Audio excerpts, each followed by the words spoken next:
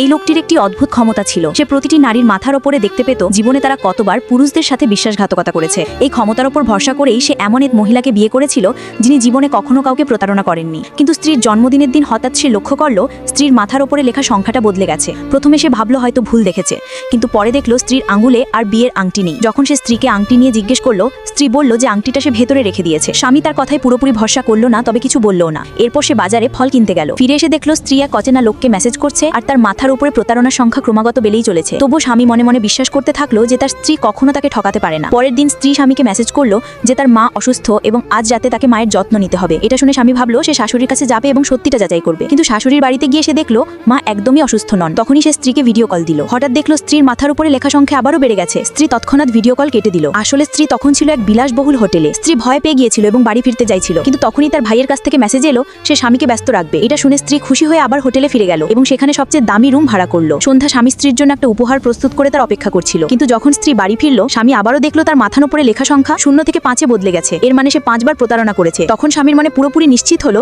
যে তার স্ত্রী সত্যিই তাকে ঠকিয়েছে।